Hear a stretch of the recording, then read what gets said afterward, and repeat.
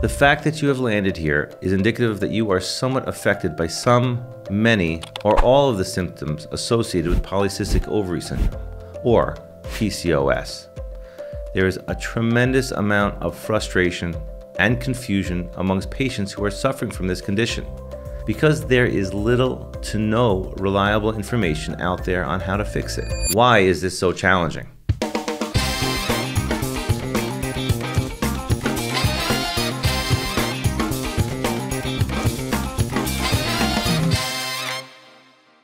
Hi everyone, I'm Dr. Herman Weiss. I've been helping women with PCOS recover from their symptoms and help them live better and healthier lives for over 2 decades.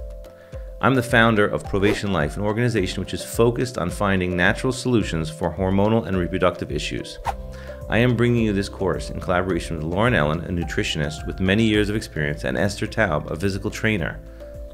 Lauren is a certified nutrition coach specializing in women's hormonal health. She was diagnosed with PCOS herself when she was trying to get pregnant, but she discovered the power of food in balancing her hormones and reversing the many symptoms of PCOS, eventually helping her get pregnant without expensive treatments or medications. She now coaches women privately to optimize their fertility, decrease period pains, increase their energy, and feel empowered in their journey to wellness. Esther is a Wingate College graduate with over 12,000 followers online for her workout program called Lifestyle, which focuses on hormonal balance in women. She was diagnosed with PCOS at age 22 and after using fitness to overcome her symptoms and gave birth to 2 healthy children. She now coaches about 200 women every day to empower them and help them lead the life they want to. This course will hopefully address a lot of the unknowns surrounding this disorder. I am hoping to accomplish a few goals during this time. First is to describe the PCOS journey and shed light on why it is so difficult and frustrating to make the diagnosis. Second, to explain what PCOS is and what it isn't, and examine why it looks so different for everyone. Third, I want to debunk common misconceptions and myths associated with PCOS, and in that process dive deep into treatment options, lifestyle modifications, healthy decisions, and future directions of ongoing research efforts throughout the life cycle of reproductive age women. A lot of the symptoms associated with PCOS are amorphous, meaning they present themselves with seemingly no real central cause.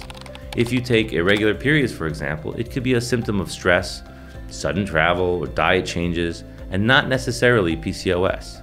Similarly, struggle with losing weight could be due to excessive alcohol consumption, a bad diet, excessive sugar intake, a sedentary lifestyle, sleep apnea, or more often a combination of some or all of the above.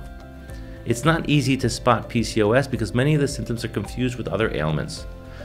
So patients sometimes go their entire lives without knowing they have it.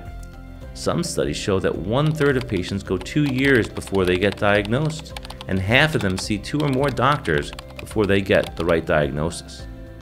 So let's begin by looking at a few facts. Well, PCOS is incredibly common. In fact, it is the most common endocrine disorder that women suffer from. An endocrine disorder is when the system that produces hormones doesn't function as intended to, leading to an imbalance of those hormones that can cause various diseases and issues, like PCOS. The other 2 relatively common endocrine disorders that women often have are thyroid dysfunction and diabetes. And actually, if you looked at a group of 100 women, 1 will have a thyroid disorder, 4 will have diabetes, and depending on the population you're looking at, 15 to 20 of those women will have PCOS, far more common than thyroid or diabetes. There is no one-size-fits-all solution to this disorder, and there are different shades of the same syndrome that affect women differently. It doesn't help that there are also a lot of myths surrounding PCOS, preventing proper treatment options for women suffering from this disorder.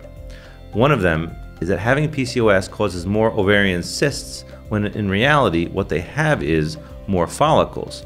These follicles can cause some hormonal imbalance, which results in the symptoms we will talk about later in the course.